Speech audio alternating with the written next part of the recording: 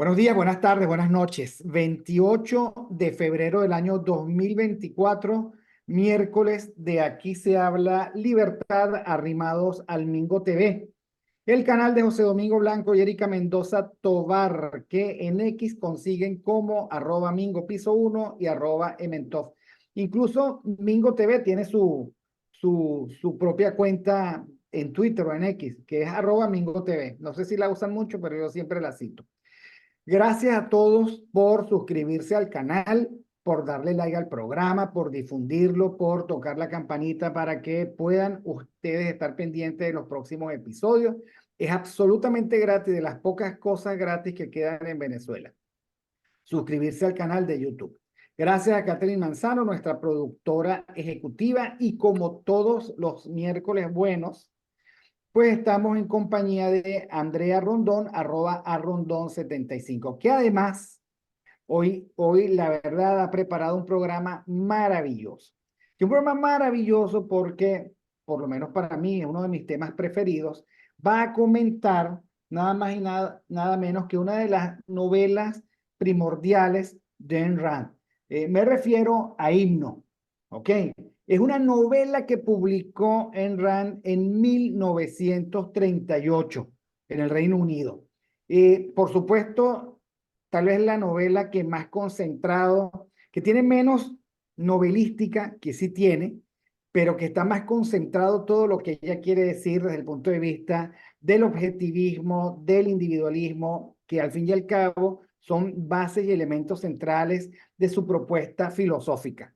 Entrarle a Ayn Rand por Himno no es mala idea, y después entonces continuar con Manantial, que es maravillosa. Y además la película Manantial, tal vez la consiguen en YouTube, no sé, pero la película Manantial, que es una vieja película en blanco y negro, es también muy buena. Alguna que otra vez la usé yo en la Universidad Metropolitana para dar precisamente un taller, creo que fue con CEDICE, sobre Ayn Rand, y comentar la película, un cineforo. Y por supuesto, La Rebelión de Atlas. Bueno, ¿qué nos puede decir nuestra querida Andrea de Igualdad 7-2521, que es el protagonista de la película? Bienvenida, Andrea. Feliz miércoles. Ah, por cierto, el chisme de la semana. Andrea adoptó un nuevo perrito, cuyo nombre ya nos dirá porque ahorita se me olvidó, pero tiene nuevo perro. Andrea es una este, muy buena compañera de animales, pues, ¿no? Por decir algo, no sé cómo se dice, muy buena dueña, es que no se dice dueño ahora, ¿no? Me cae lo políticamente incorrecto. Entonces, muy buena amiga de los perros que ella adopta, muy buena mamá de perros, mamá de su perrito, ¿ok? O hermana de su perrito, ¿ok? O prima hermana. Bueno, Andrea, pasemos a la seriedad de Himno. Sí, gracias, Víctor. El perrito se llama Tobías. Eh, que quise hablar de Himno porque es la novela más corta de Ayn Rand, una de las menos conocidas porque tú acabas de mencionar como sus bestsellers, ¿no? El Manantial y La Rebelión de Atlas. Y otra que también mencionan con casi cierta frecuencia porque tiene tintes casi autobiográficos es Los que vivimos, que es la Claro, primera claro. novela. Pero realmente Himno, no sé por qué pasa debajo de la mesa y ciertamente Himno comparte estas características que tú acabas de decir, ¿no? Concentra y de un modo bastante sencillo realmente las bases del objetivismo, ¿no? Del individualismo y el egoísmo racional. Es algo así como, sí, a través de una distopía, y luego podemos desarrollar sobre eso, la idea es el descubrimiento del yo, y en un sentido literal como lo explica o como lo plantea Ayn Rand en la novela, y en un sentido también filosófico, que significa el yo, el individuo frente a una sociedad con ciertas características colectivistas, ¿no?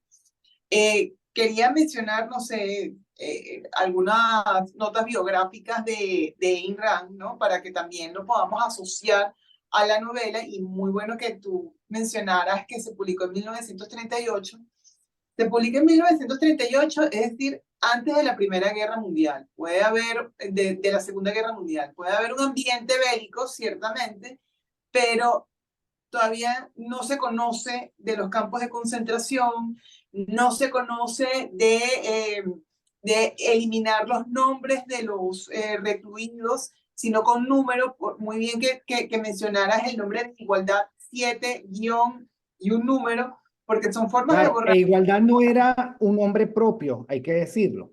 Era un nombre común. Y por lo tanto, todos se llamaban igualdad guión número. ¿Ok? De hecho, la novia del protagonista se llama igualdad 5-3000. Entonces, y con eso tal vez en Rand lo que quiere remarcar es, digamos, que las sociedades igualitaristas, seguramente eso lo va a decir Andrea ahorita, su primera preocupación es quitarte tu identidad, desidentificarte, Totalmente. como Total, pasó con los nazis, efectivamente, y muy buena tu recordatorio. Cada vez que tú quieres cosificar al ser humano, le marcas un número. O sea, le tatúas un número, le quitas el nombre. ¿Y qué importante es el nombre? Por ejemplo, el nombre del perrito de Andrea es Tobías. Uno no lo llama perro guión 34851. ¿Ok? Uno lo llama Tobías. Para los perritos, para los animales es importante, para la gente es fundamental. ¿Cómo te llamas tú? Tú no vas a decir 54, o sea, no. Tienes un nombre que te identifica, que te hace singular. Bueno, imagínense ustedes una sociedad donde eso no existe. no, y es muy interesante que ella lo planteara en esos términos, ¿no? Recordemos que Ayn Rand nace en 1905, muere en 1982, nace en San Petersburgo y muere en Nueva York. O sea, al nacer en 1905 en San Petersburgo, pues ella sus primeros años, ella es testigo de la Revolución Rusa y escapa a la edad de 20, 21 años a Estados Unidos porque ella dice, yo no voy a poder desarrollar todas mis capacidades aquí en la Unión Soviética, ¿no? Escapa, ella tiene, ya trae tras de sí estudios de filosofía e historia. Esto me parece interesante porque a través de Himno ella siente las bases del objetivismo, que es una propuesta filosófica. A ella se le echa mucho de menos porque los primeros trabajos de ella y las bases del objetivismo no son en ensayos dogmáticos ni en ensayos intelectuales, eso vino mucho después, vino en la década de los 60, ella viene escribiendo desde los 30, o en la década de los 20 también con obras de teatro. Eh, Porque ella no escribió libros dogmáticos, ella escribió a través de lo que a ella le apasionaba, a través de guiones cinematográficos. Sus primeros trabajos en Estados Unidos fue a través de, era extra en películas, guiones cinematográficos. Ella estaba muy atraída por Hollywood. De hecho, ella se casó con un actor en Hollywood y esa fue su forma de plantearlo. Y eso no le resta seriedad o rigurosidad a su planteamiento filosófico, ¿no? La primera novela que escribe ya es en 1936. Siempre es Inglaterra el primer sitio donde publican las novelas de ella. Qué bien que mencionaras también donde publicaron por primera vez Himno, y es porque sufrió de rechazos en Estados Unidos, porque era la época del New Deal, la época roja, por así decirlo, de Estados Unidos. Recuérdense que la Unión Soviética en la época de la Segunda Guerra Mundial era aliada de Francia, de Estados Unidos, y evidentemente era mala prensa dar a descubrir los efectos o el Gulag, el comunismo y todos los desmanes que se hizo durante No, la es Unión que nadie Soviética. les creía. Nadie les creía. ¿Qué? A ver, la fantasía montada en Venezuela, en ese sentido, carece de veracidad, no porque Venezuela no haga el intento de ocultarlo, sino porque ya se descubrieron los gulags, las hambrunas, el desastre norcoreano, la patética situación casi ya cincuentenaria o más de los cubanos, pero digamos que no era lo que mostraban los soviéticos. Los soviéticos mostraban la Plaza Roja y los desfiles y las demostraciones de poder. Lo que pasa es que la gangrena estaba por dentro, ¿no? Y efectivamente, tú aludes a algo muy importante. Eso de ir contracorriente siempre es muy malo. Eso de decir el emperador está desnudo es de las peores circunstancias en las que uno se puede conseguir porque inmediatamente sufres el aplastamiento social, lo que ahora llaman la cancelación o intento de cancelación. Entonces, que lleguen Rand a decir a la sociedad estadounidense, francamente filosocialista, la verdad, que aquello que ocurre es horrible, que los que vivimos es una novela de denuncia, pues, sobre lo que ocurre, que la trama socialista te lleva a la anulación del ser. Bueno, eso no la hacía la más simpática, ¿sabes? De hecho, tú sabes cuánto costaba para ella publicar sus novelas. Nadie Sí. quería ser el heraldo de la verdad o de la realidad. Por eso es que para Rand la realidad es parte de su fuerza argumental. Ella dice A es A, o sea, realidad es importantísimo en la constitución del ser humano. Aquel que alucina no termina siendo el ideal del hombre randiano. Sí, no, totalmente. Eh, y bien destacas que fue contracorriente. La forma de exponer esta es la típica novela distópica, que es una distopía, es recrear o representar una sociedad indeseable, que en el fondo es una denuncia, por lo general, contra un régimen totalitario. Eso es lo que ella hace. No es la primera distopía, evidentemente. Muchos recordarán, o están en otros foros distintos, un foro liberal, siempre se pone de ejemplo como distopía 1984 de Orwell, Fahrenheit 451 de Bradbury, Un Mundo Feliz de Aldous Huxley, y sin embargo siempre olvidan las novelas de Ayn Rand. Por lo menos a mí, Himno me parece que es una distopía en una sociedad indeseable, en el que se ha eliminado todo vestigio del yo, y la forma de narrar la historia es a través de la primera persona en plural. Nosotros, hermanos. Se eliminó por completo los nombres, como acabamos de mencionar Víctor y yo. Hay un sustantivo seguido de un número, donde no hay posibilidad de libros. La mayor transgresión es obrar y pensar por sí solos. No existe el hombre, sino la humanidad. Entonces, en contraposición el individuo, que es igualdad, que es el personaje principal, en contra de una sociedad totalmente colectivizada, ¿no? Y Claro, porque otra cosa que dice Rand siempre es que su unidad de análisis es el hombre, no es el grupo. ¿Ok? Y esa es la otra trampa del socialismo que nadie ve. La trampa del socialismo es que habla del pueblo, habla de la sociedad, habla de lo social y dentro de eso, digamos, ahoga, asfixia, porque es su intención, al individuo. Y ella dice, es que no hay ninguna otra cosa que el individuo en acción, ¿no? la menor De hecho, minoría la trama es muy linda porque es un individuo que se resiste a hacer masa, se resiste sí, a hacer masa. Y ella dice, fascinado por el aprendizaje y la ciencia, o sea, se resiste a hacer masa porque reserva o se preserva en él la curiosidad científica, el totalmente. anhelo por saber. Sí, no, totalmente.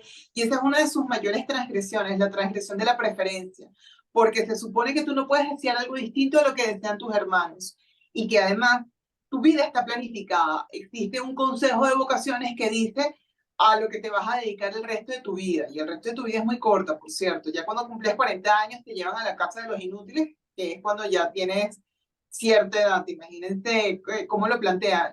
La longevidad es muy corta, porque claro, cuando vives miserablemente no puedes vivir mucho. Eso también te lo está diciendo Ayn Rand al ser detallista hasta los 5 años estás en la casa de los niños, hasta los 15 años estás en la casa de los estudiantes.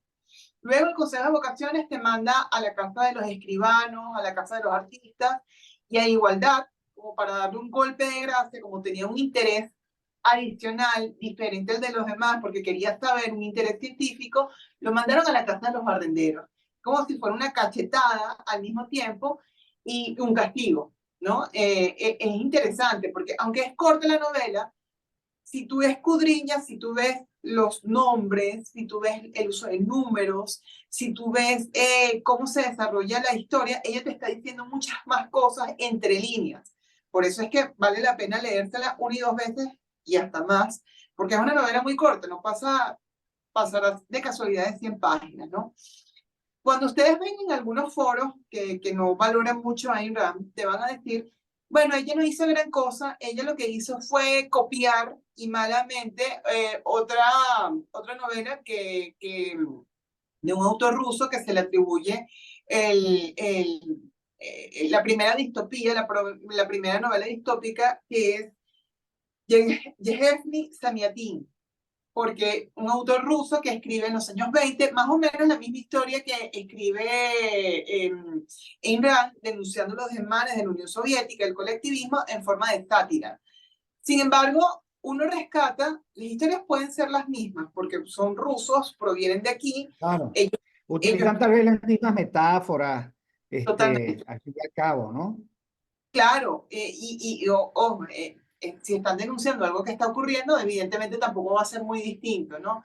Sin embargo, yo le agrego algo a la novela de Ayn Rand que no tienen la mayoría de las novelas, y es que aquí hace un planteamiento filosófico. Aquí en esta novela empieza a sentar las bases del objetivismo que se presenta de un modo mucho más acabado con la rebelión de Atlas y de un modo más sistemático con sus ensayos intelectuales como la virtud del egoísmo. Entonces, aparte de literatura, es filosófico. Eso no lo tiene la No, mayoría de y las novelas. además hay una serie de trazas, ¿no? O sea, de lo que es ella. Por ejemplo, me sorprendía recordándolo. Bueno, en primer lugar, ella siempre en sus distopías y en sus cuentos, pues, ¿no? Narraciones, ella siempre, hay un lugar en donde el hombre puede ser libre, ¿ok? O sea, hay una ruta de salida. En este Sí, caso, un túnel subterráneo que lo lleva a una época anterior donde había libertad. O sea, la fase adánica propuesta por Ayn Rand es la libertad absoluta. Y la libertad fundamentada en el dominio científico-tecnológico. Y entonces nada más y nada menos que Igualdad 7-25-21 empieza a experimentar con la electricidad y descubre la luz eléctrica. ¡Wow! Espectacular. Yo no sé si se lo copió o no, ¿sabes? Pero me sí, parece espectacular porque es muy randiano. Cuando sí, uno lee la rebelión de Atlas, a ver, su obsesión por mostrar que la libertad del hombre es razón, propósito, autoestima, como lo dice la virtud del egoísmo, la libertad del hombre es el uso eficiente de su razón, de su intelecto, para lograr sus propósitos y además sentirse orgulloso de eso, porque sentirte orgulloso de eso, hace que se refuerce tu persona, tu self, tu yo, que para sí, ella sí. es muy, pero muy importante, ¿no? Sí, y qué bueno que destacas lo de la electricidad y todo eso, porque la mayoría de las distopías pueden estar recreadas en el futuro y en consecuencia futuro es sinónimo tal vez de tecnología, avance, etcétera. De hecho, en Un Mundo Feliz de Aldous Huxley consiguieron la fórmula para que la gente no envejeciera ni se enfermara y vivir en un constante mundo feliz, ¿no? En realidad lo que estaban era adormilados porque necesitas adormilar a la gente Una para que no especie de la sienta, sociedad del fentanilo. sí, para que no sienta que está bajo un poder ilegítimo, ¿no? Pero en Rand, nuevamente, utilizando pocas palabras, con una historia muy sencilla, te lo está diciendo todo. Si aquí no hay libertad, tampoco va a haber innovación ni tecnología ni nada. Y se considera un avance el descubrimiento de la vela, la invención del vidrio, y que igualdad, llegar hasta la electricidad es porque se atrevió a usar elementos que habían sido totalmente desechados. Era de los tiempos innombrables. Entonces, es muy interesante cómo ella te está diciendo de una vez, donde hay colectivismo, no hay innovación, no hay tecnología. Colectivismo es igual a primitivismo. Y esto por Bueno, lo no general de las hablemos de distopías. Venezuela. No sé por qué te estás refiriendo a Venezuela, pero Mm, este, porque es que Ayn Rand tiene clara una cosa, que a la gente no le gusta entender, o no le gusta asumir, o no le gusta reconocer. Y es que es la satisfacción individual en forma de dinero, en forma de reconocimiento e incluso en forma de poder, es lo que mueve al hombre a la invención. Entonces, por eso ella es enemiga del altruismo, porque el altruismo al final se transforma en una imposición que te quita a ti la posibilidad, o sea, los incentivos naturales para innovar. O sea, nadie trabaja para otro. Al final los otros pueden beneficiarse. Esa es la lógica innata del capitalismo. Pero tú trabajas para ti y trabajas en lo que trabajas mientras eso te produce satisfacción e ingresos. Tú Sí, cortas los satisfactores, cortas la innovación. Eso se ve muy claramente en la rebelión de Atlas, pero se ve también aquí. Hubo una época en la que el hombre era libre para inventar e innovar. Esa época ha sido sustituida por esta distopía en donde todos son iguales y entonces se para la maquinaria de la creatividad. Él en ese túnel consigue la ruta de la libertad para inventar, o sea, para hacer eficaz la curiosidad innata del hombre. Pero hay otra cosa que me parece muy randiana, y es el amor. O sea, no hay sí. novela de Rand donde el amor no juegue un papel fundamental. Y bueno, como ya lo decíamos antes, Igualdad 7 25 21 se enamora de Igualdad 5 3000, que además era una, como lo dice Andrea, una gran transgresión, porque tú no tenías, como eras Igualdad, tú no tenías ninguna posibilidad de enamorarte de quien tú quisieras, ¿sabes? Eso era una... te decía con quién te ibas a casar. Sí, es una transgresión de la preferencia. Porque tú no puedes preferir a una persona, a uno de tus hermanos por encima de los otros hermanos. Entonces no estaba permitido el amor, no estaba permitida la amistad, por ejemplo. Y claro, los personajes femeninos en Ayn Rand tienen mucha fuerza. Este personaje femenino también termina impulsando y ayudando a igualdad para llegar a su cometido final, que es conseguir encontrar la palabra yo, ¿no? Porque él siempre vivió inquieto. Él decía en los primeros capítulos, él tenía una tensión, ¿no? Entre lo que le decía su fuero interno, que él decía una maldición, una constante pregunta, una constante duda, la constante curiosidad, y su fuero interno iba en contra de todo lo que le habían enseñado desde pequeño. Entonces él decía, pero estoy pecando, estoy transgrediendo, estoy deshonrando a mis hermanos, etcétera, etcétera, pero en algún momento él rompe eso y decide, ¿sabes qué? Yo voy a cumplir mi propósito y al final su propósito es descubrir el yo y lo descubre al final y gracias por este tipo de personajes. Que te presenten a personajes como Igualdad, luego otros amigos que él llega a conocer otros amigos que lo apoyan en este proceso de descubrimiento, porque toda la novela es un proceso de descubrimiento, la verdad, del descubrimiento del yo.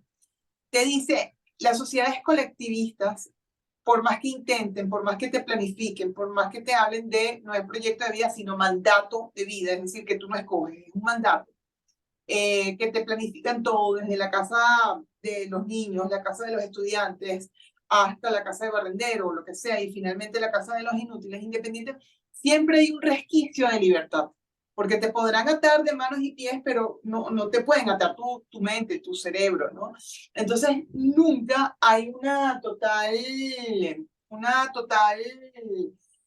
abolición del individuo. Siempre hay un espacio para el libre albedrío. Entonces, solo O que tienes sea, que... a menos que te maten, y esto lo hicieron muy bien los regímenes totalitarios nacionalsocialistas, el nazismo alemán, a menos que te maten, algún resquicio de libertad te queda siempre. Y eso se puede ver desde el punto de vista del optimismo randiano y también desde el punto de vista de la responsabilidad randiana. O sea, nunca te vas a quemar completamente, pero tú eres responsable de administrar los pequeños resquicios de libertad que siempre te van a quedar. Porque siempre te van a quedar. Sí, Claro que total, hay momentos oprobiosos y terribles, no neguemos, porque a lo largo de esta relación de interlocución entre Andrea y yo, les hemos presentado a Primo Levi, les hemos presentado a Víctor Frankl, o sea, les hemos presentado el oprobio de la vivencia terrible, terrible de la, de la prisión, pues, del aplastamiento totalitario, de la cosificación del ser humano, ¿no? Pero a mí me parece que es muy importante el que siempre pensemos que algo, bueno, así sea libertad de pensar lo que nos dé la gana, pues. Claro, ya los marxistas nos regalan una categoría que ni mala es, que es la alienación, ¿no? Tú pierdes total libertad cuando terminas alienado al sistema, pero esa es otra conversación. Ahora, otra clave, Andrea, es que la caverna de Platón se hace presente, Sí. porque este señor Igualdad vuelve a su comunidad a presentar su descubrimiento. ¿Y cuál es la reacción? El rechazo y la persecución. Sí, porque está esa tensión nuevamente de, pero no quiero traicionar todo lo que me han enseñado, ¿no? Y él dice, voy a dar como una última oportunidad, ellos tienen que ver. Va hasta el consejo de los estudiosos, y por supuesto lo humilla porque dice, un barrendero nos va a decir a nosotros que hizo algún invento, algún descubrimiento. Lo que el consejo de estudiosos no ha descubierto no existe, ¿no? Porque ellos son los que tienen la gran verdad. Y a partir de ahí, él dijo, él rompe completamente con todo lo que conocía y se adentra en el bosque de lo inexplorado, donde estaba prohibido, donde existían leyendas de animales que te van a devorar, etcétera, etcétera. Y al final lo que hizo fue conseguir un sitio en el que consiguió libros, casi siempre en estas distopías el centro de conocimiento o la fuente de conocimiento, los libros son las principales víctimas porque evidentemente ya hay pluralidad de pensamiento, pluralidad de ideas, y el camino que escogió fue lo que lo llevó a descubrir el yo. Y el personaje femenino se une a él y también contra toda la sociedad o echándose encima a toda la sociedad, ella decide, bueno, por amor y porque también quiero descubrir, porque ella también tenía esa rebeldía interna, esa irreverencia, ese como que tiene que haber algo más a esto, ¿no? Y lo interesante de esto además, que también lo pone Inran en contraposición, pudieron escapar fácilmente porque no hubo oposición. ¿Y por qué no hubo oposición? Porque nadie antes se había atrevido a hacer lo que ellos hicieron. Entonces, como nadie más se había atrevido a hacer lo que ellos No había hicieron, guión, no había guión para saber qué hacer al respecto. La total exactamente, novedad, la libertad como total y absoluta novedad.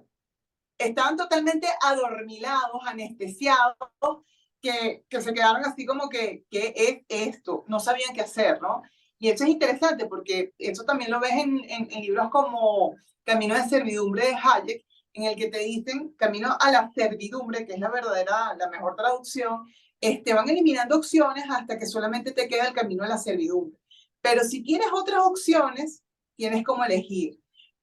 Pero si no te las enseñan, si te las van eliminando, te quedas con una visión muy cortoplacista o una única visión muy miope. Eso Enran también lo dice y lo recrea de un modo muy metafórico, muy literario en su novela, ¿no? Nuevamente, lo que les digo, lo que dicen los autores famosos de la escuela austríaca en sus libros dogmáticos, Enran te lo dice también en una novela. No olvidemos lo que nos dice Warren Outwood, que es un autor, un objetivista guatemalteco, que dice que la rebelión de Atlas o la acción humana de Mises es la representación dogmática de la rebelión de Atlas. Es la rebelión de Atlas en acción. Claro, y es bueno que lo aclares, porque siempre hay una, tú lo sabes, tal vez lo has sufrido más que yo incluso, no, incluso no, seguro. No, yo soy austríaco, no me hables de RAN. Yo soy anarcocapitalista, no me hables de los austríacos. Y la verdad es que, bueno, todos coinciden en una reflexión común sobre la libertad, ¿no? Y todos, digamos, después instrumentalizan su conocimiento y creo que entre todos construyen o nos aportan un acervo, un lenguaje común, o mejor dicho, como lo dirían los sociólogos del conocimiento, un encuadre paradigmático. Están unos más al centro, otros más arriba, otros más abajo, pero todos comparten el mismo paradigma. Ahora, él se rebautiza, ¿no? Yo creo que su primer gran acto de independencia Cuando ya huye es que se rebautiza, ¿no? O sea, Sí, se pone otro nombre. ellos, de hecho, en algún momento cuando se están enamorando los personajes, sienten la necesidad de no llamarse como le asignaron, sino darte unos nombres distintos. Ahorita se me escapa. Pero el hecho de dar Prometeo y Gaia, que son dos personajes mitológicos, ¿no? exactamente, pero el hecho de darse dos nombres distintos, porque ya se sentían sucios de pronunciar el nombre que les habían asignado, eso era un verdadero, otro hito, una ruptura con todo lo anterior. Y es importante tomar en cuenta que los nombres no son inocuos, es No, no, decir, para nada. hay una verdadera intención detrás de la asignación de cada nombre que utiliza Ayn Rand con la creación de este mundo de ficción, mandato de vida, porque es una orden, consejo de vocaciones, casa de los inútiles, te está diciendo, casa de los barrenderos, etcétera, etcétera. Hay toda una historia entre líneas que hay que ver, ¿no? Y a pesar de ser una novela bastante sencilla de leer, nuevamente tiene una carga significativa importante. El objetivismo está ¿Sabes aquí qué? ya. Prometeo, por supuesto, es el que en la mitología griega, el que sufre las consecuencias de haberle aportado el fuego a los hombres, ¿no? Y por supuesto que no recordaba qué había hecho Gaia, es la madre tierra, pues. Ese es el elemento primordial. Entonces, claro, los nombres son dentro de la filosofía. Recordemos que Rand era eso también, era filósofa. Bueno, es nada más y nada menos que aquel que lleva el fuego descubre la electricidad y la madre tierra nutritiva, ¿no? Digamos que la que aporta, bueno, que sí, que es una deidad primordial para los griegos, ¿no? Bueno, tú lo decías, es la sustitución del caos y, en el caso de Gaia, y el aporte del orden, pues, ¿no? De una nueva estructura. Y es muy lindo. Yo no sé si se copió todo, ¿sabes? Porque esto tiene un lado tan randiano, Sí, sí, ¿verdad? sí. Tan Sí, randiano. y es que, ojo, independientemente, no hay invenciones completamente de cero, ¿no? Siempre te está Claro. contando Bueno, sobre, empezando por Prometeo, empezando por el uso de esos nombres, ¿no? claro, siempre te montas sobre los hombros de gigantes porque te estás Claro. asistiendo de lo que hicieron otros, efectivamente. No es solamente, pues, o sea, esta historia es muy repetida, vamos a estar claros, o sea, entre comillas, muy repetida, yo no lo he visto mucho en la literatura, ¿no? Es cómo lo planteas. Y aquí hay un planteamiento filosófico, porque ella al fin y al cabo, filósofa al fin y al cabo, ella lo que buscaba era que la filosofía no sea vista como un saber abstracto, teórico, etéreo, sino conectarlo con la práctica. Filosofía, quien la necesita, que es el último ensayo, te está diciendo que la filosofía te establece, te da una bitácora para vivir, pero para vivir con ética, contigo y Así con es. los demás. Así. Esto es otro de los grandes méritos de ella, ¿no? Ella, cuando estudia filosofía e historia en San Petersburgo, uno de las mayores influencias es Aristóteles, por eso es que la razón es una herramienta fundamental dentro del objetivismo, pero su objetivo también era presentar la filosofía con un efecto práctico, que esto no es solamente de curiosos, de académicos, de quienes se plantean, no sé, quienes se preguntan por el sexo de los ángeles, no, esto tiene un efecto práctico y ella lo aterriza. Y incluso en novelas como esta, que son como sus pininos, se nota. Quienes quieran leer a Rand, y excelente recomendación que haces tú, Víctor, de quienes, para empezar a leer Rand, porque no empiezan por Himno, que además se consigue en internet completico, es la única obra de Ayn Rand que se consigue por completo. Ella empieza, la primera novela es Los que vivimos, la segunda es Signo, donde empieza a plantearse el tema del individualismo frente a una sociedad colectiva, colectivizada. Luego viene Manantial, en donde se plantea el ideal de hombre a través de la figura de Howard Roark, y luego este hombre funcionar, que pueda funcionar en una sociedad también ideal. Y ahí está planteado en la rebelión de Atlas. Por eso es que se dice que la rebelión de Atlas es la versión más acabada del objetivismo, porque Claro, tiene claro. así sus primeras trazas en estas primeras obras hasta plantear todo todos los sujetos ya elaborados dentro de una sociedad. Por eso es que leer a Rand es como un silogismo, ¿no? Por así decirlo. Establece una serie de premisas a través de sus obras y termina con una gran conclusión a través de estas otras obras, ¿no?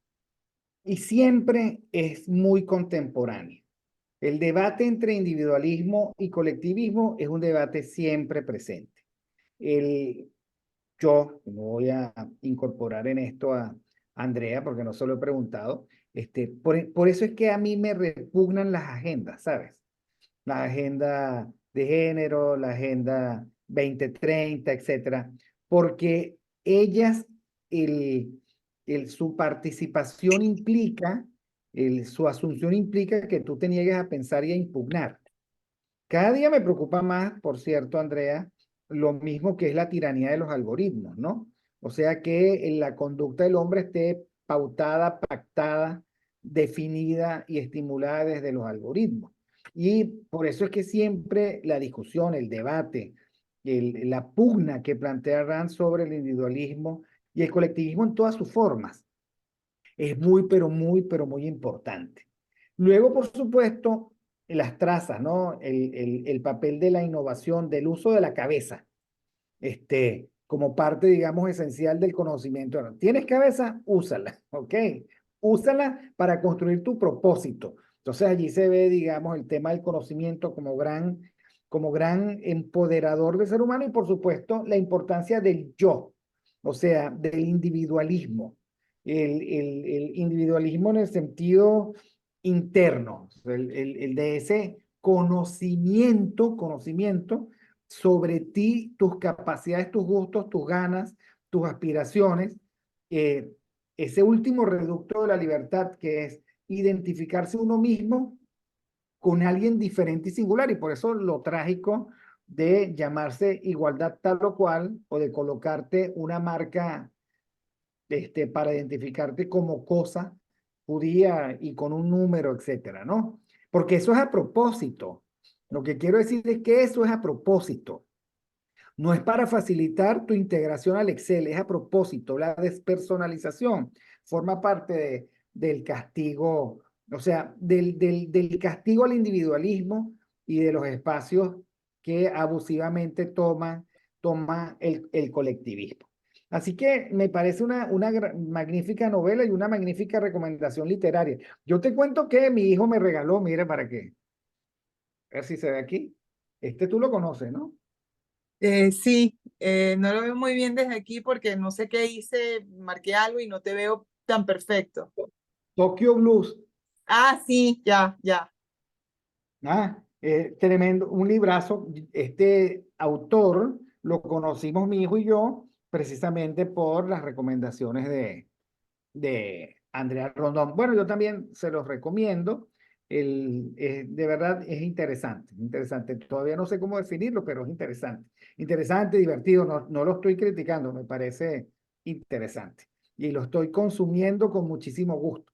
Y además de eso, que un día mi hijo cuando fue a Argentina, él de Argentina me lo trajo, yo entre un viaje y otro lo había dejado en casa, pero esta vez me lo traje y lo estoy leyendo con muchísimo gusto entre las miles de cosas que hago en el transcurso del día. Chica, y hablando de farándula, ¿qué te parece? Yo no sé si te has enterado de las discusiones, yo no he dicho ni pío, pero de una mujer tal vez me gustaría la opinión, ¿no? Sobre todo este evento sobre las chicas polar. No sé si lo has visto por internet.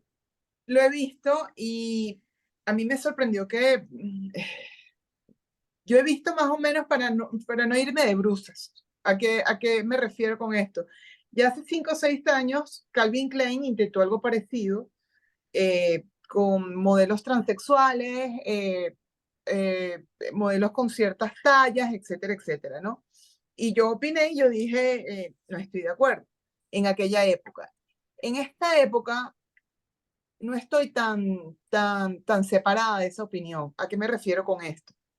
A ver, en esa época con Calvin Klein, ¿qué dijiste? O sea, ¿cuál fue tu posición? Que no estaba de acuerdo, no estaba de acuerdo ¿No con ese estás de tipo acuerdo de...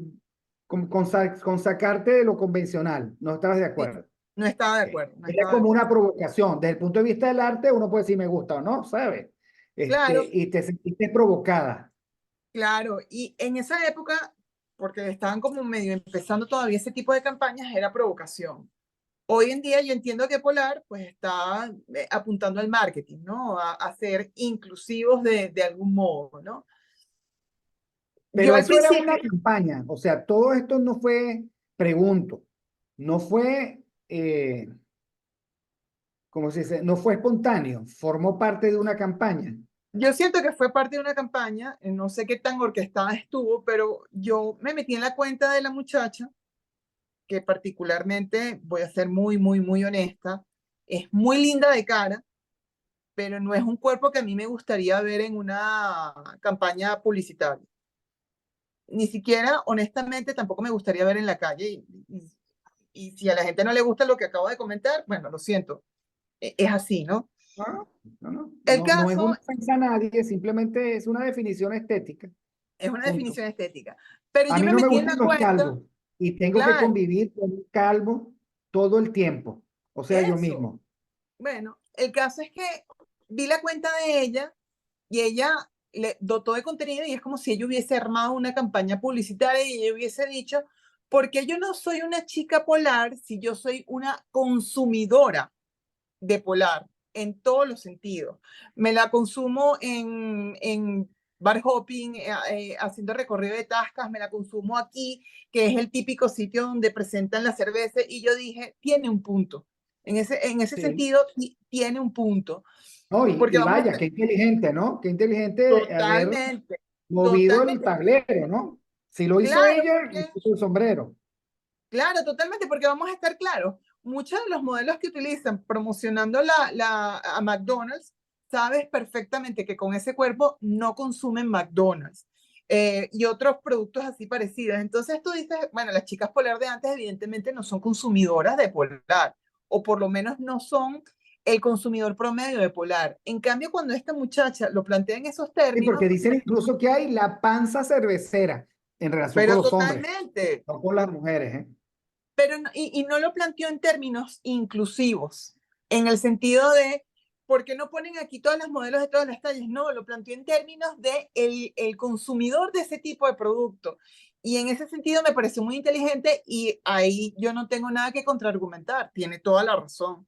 Pensó en la marca y en el producto, hizo una forma inteligente sin necesidad de caer en el mensaje de la corrección política, sin necesidad de Claro, decir, porque todas inmediatamente las fue modelos tienen que... entrevistada por Shirley, fue entrevistada por este y por el otro. O sea, agarró wow, se impulsó y la jugada le salió perfecta. Su Sí, estrategia fue perfecta. me pareció una niña inteligente que no cayó en la corrección política, con lo cual nos alejaría a un público como tú y como yo.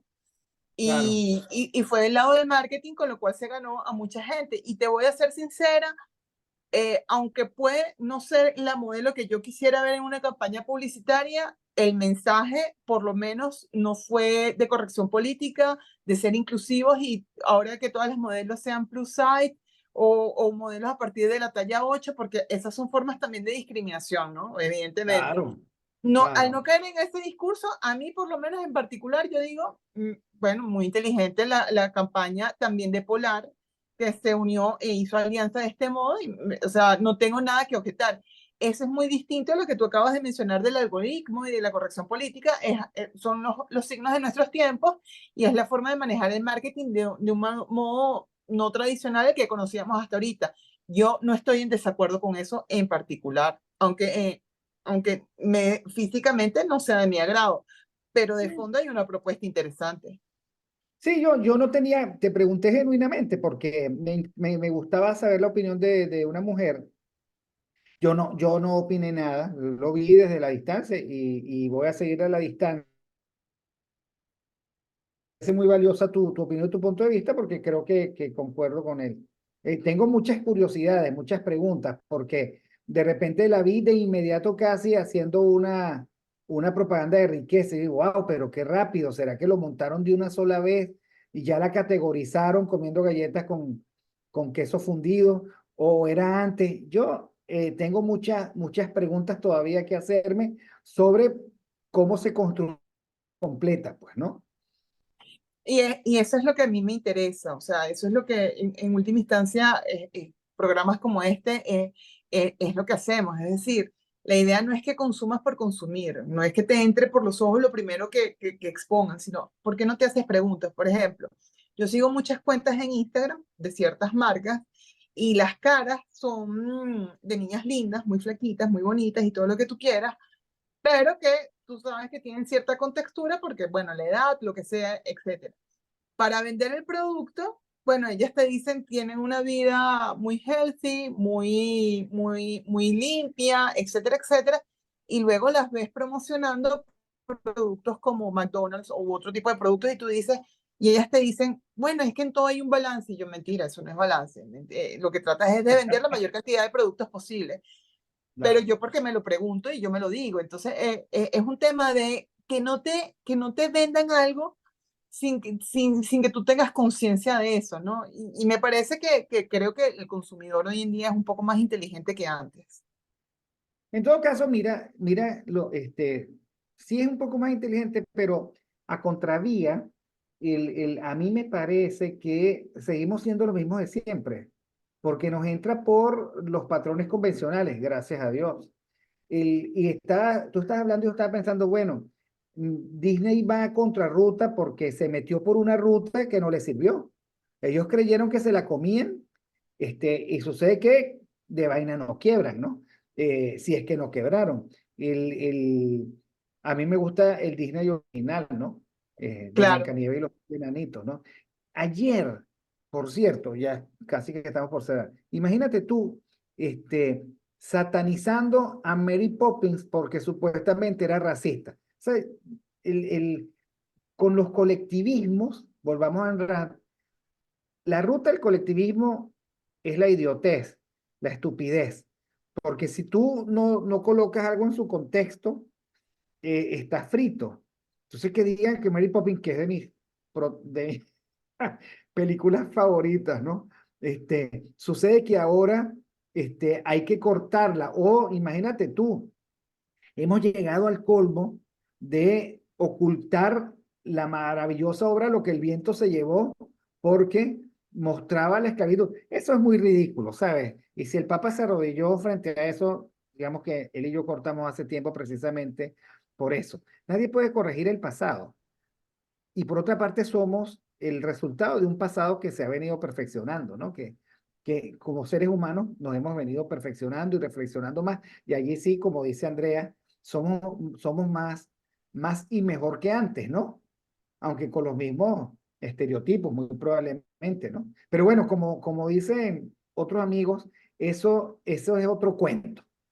Muchísimas gracias, Andrea, que sé que está ocupada, está en medio de su trabajo regalándonos el tiempo. Muchísimas gracias por esta aproximación, Ayn Rand. Me encantó que nos echaras el cuento de himno. Y bueno, me parece interesante seguir con el tema de los autores. Muchas gracias a todos por haber estado con nosotros. Recuerden, suscríbanse al canal, denle like al programa, difúndanlo, debátanlo y nos vemos en la próxima oportunidad. Gracias, Andrea. gracias a ti, Víctor.